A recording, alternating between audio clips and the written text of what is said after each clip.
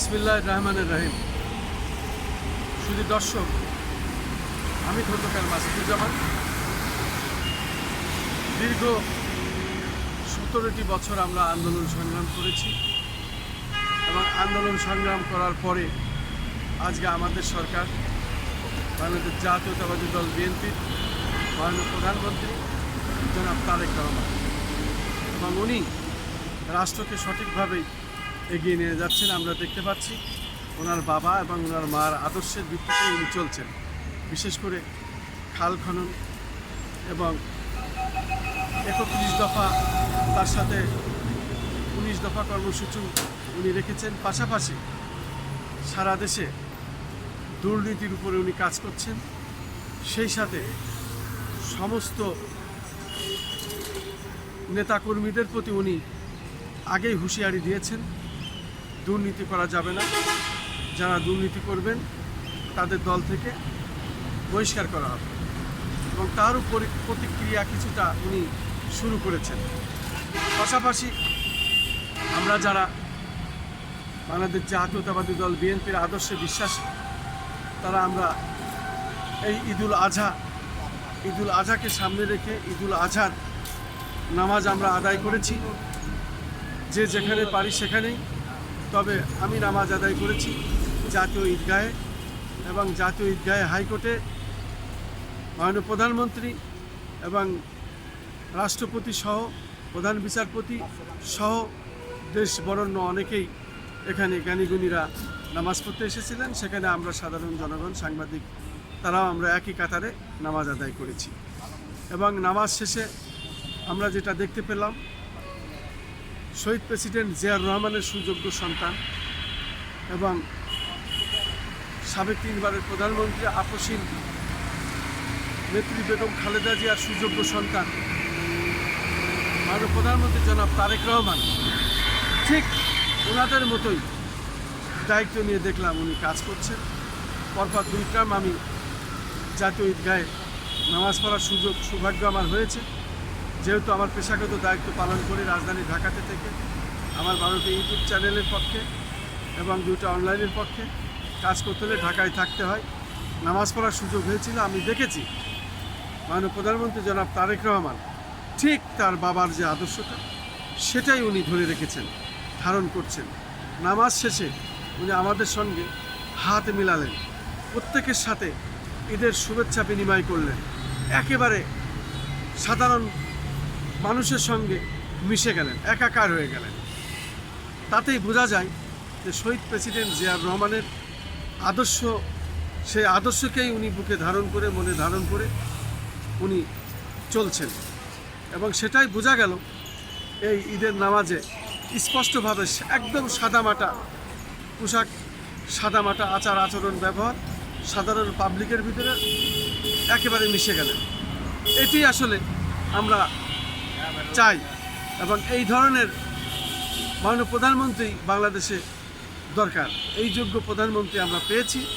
আমরা তার দীর্ঘ আয়ু কামনা করি, পাশাপাশি সুস্থতা কামনা করি, এবং দীর্ঘদিন উনি যাতে এই বাংলাদেশের মাননীয় প্রধানমন্ত্রী থাকতে পারেন এবং রাষ্ট্রকে পরিচালনা করতে পারেন।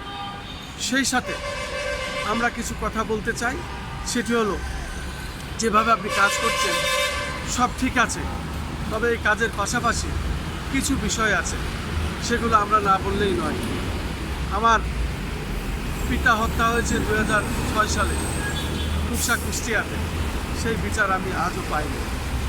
আমার ভাই বিশিষ্ট রাজনীতিবিদ, উনি বিএনপির সাংগঠনিক সম্পাদক ছিলেন, বিএনপির ফাউন্ডার থেকে উনি বিএনপির সাথে ছিলেন, এবং আমিও ছিলাম প্রচার সম্পাদক। আমরা সেই জাগো দল থেকে শুরু করে মেজর জেনারেল মজিউল হক সাহেবের হাত ধরে আমরা বিএনপির সাথে তখন থেকে শুরু করে আজ পর্যন্ত আমরা আছি। আমার সেই ভাইকেও শৈলকপা ঝিনাইদহ মালিপাড়া গ্রাম নিজ বাড়িতে দুষ্কৃতিকারীরা হত্যা করে এবং বাড়ি ঘরদোর লুটপাট করে 3টে ব্যবসা প্রতিষ্ঠান ভেঙে দেয়। এবং উনি বিশিষ্ট ঠিকাদার, পানি উন্নয়ন বোর্ডে এলজিডিতে অনেক কাজ করেছেন। এলজিডির একটি কাজ নিয়ে উনি ফেনীতে যান। ফেনীতে তখন জয়নাল হাজারী গডফাদার। ওই কাজ সুসম্পন্ন হওয়ার পরে জয়নাল হাজারী তখন তাকে অস্ত্রের মুখে ধরে নিয়ে গিয়ে সমস্ত টাকা জনতা ব্যাংকের চেক ম্যানেজারকে ডেকে এনে চেক লিখে নেন এবং সেই সমস্ত ডকুমেন্টস আমাদের কাছে আছে। ভাই হত্যা হলেও পেপারসপত্র রেখে গেছিলেন। ভাই যেহেতু হাইকোর্টে মামলার জন্য প্রক্রিয়া প্রস্তুত করছিলেন, তখনই দুষ্কৃতিকারীরা টের পেয়ে মাফিয়ারা তাকে হত্যা করে ফেলে। আমি চাই সেই বিচারও এখন চাই, ন্যায় বিচার চাই, পিতা ভাই হত্যার বিচার চাই। জয়নাল হাজারীর সম্পত্তি আছে, জয়নাল হাজারী মারা গেলেও তার সম্পত্তি প্রয়োগ করে আমাদেরকে দেওয়া হোক। এই ধন সম্পত্তি আমাদের যা নষ্ট হয়েছে আমরা সেটা ফেরত চাই, টাকা পয়সা ফেরত চাই, পাশাপাশি বাড়ি ঘরদেরও ফিরতে চাই। আমরা ব্যবসা প্রতিষ্ঠান ফেরত চাই। সেই সাথে আমি আরও বলতে চাই, আমার ওই ভাইটার একটি মেয়ে খন্দকার তেরানা জামান, সে এখন ঢাকা মেডিকেলে বিশেষ করে এবার মেডিকেলে চান্স পেয়েছেন এবং ডাক্তারি পড়ছে। আমরা দোয়া করি আমার ভাইয়ের ওই ইচ্ছাটা যেন পূরণ হয়। উনি চেয়েছিলেন আমার মেয়েকে আমি ডাক্তারি পড়াবো, ইনশাল্লাহ সে ডাক্তারি চান্স পেয়েছে। এবং আমার ওই ভাস্তি, আমার ভাইয়ের ওই মেয়েটার প্রতি আমরা সদাই হব। যেহেতু ভাইয়ের অনেক টাকা পয়সা ধন সম্পত্তি বিভিন্ন জায়গায় লুটপাট হয়ে চলে গেছে, এগুলো ফেরত চাই। তার প্রতি আমরা দেখতে চাই সে যাতে বাপের সম্পত্তি এই অর্থ নিয়ে নিজে অন্তত লেখাপড়া করে দাঁড়িয়ে নিজের মতো নিজে প্রতিষ্ঠিত হতে পারে, এই দোয়া আমরা করি। পাশাপাশি আমি আরও বলতে চাই, আমাদের উপরে যে জুলুম নির্যাতন করা হয়েছে ফ্যাসিস্ট সরকারের আমলে, আমার ভাইকে হত্যা করা হয়, আমাকে নির্যাতন করা হয় এবং জেনারেল আজিজের আমলে, অপারেশন ক্লিন হার্টের আমলে শৈলকুপা আমাদের বাড়ি থেকে জেনারেল আজিজ তখন আমার ভাইকে ধরে নিয়ে সেনাবাহিনীর মাধ্যমে নির্যাতন করে শৈলকুপা কলেজ, তখন সেনাবাহিনী শৈলকুপা কলেজে তাদের অবস্থান ছিল। এই ধরনের কর্মকাণ্ড শেখ হাসিনার আগের থেকেই সারা বাংলাদেশে প্ল্যান ছিল, তার মধ্যে আমাদের পরিবারকেও তারা বেছে নিয়েছিল, আমার ভাইকেও এইভাবে নির্যাতন করেছিল এবং মিথ্যে মামলা ঝামলা হামলা বাড়িঘরদেরও থাকতে দেয়নি। আমরা পালিয়ে পালিয়ে বেড়াতাম। আমরা এখন আন্দোলন সংগ্রাম করে এত ত্যাগ প্রতীক্ষার পরে আমরা আমাদের সরকারকে পেয়েছি।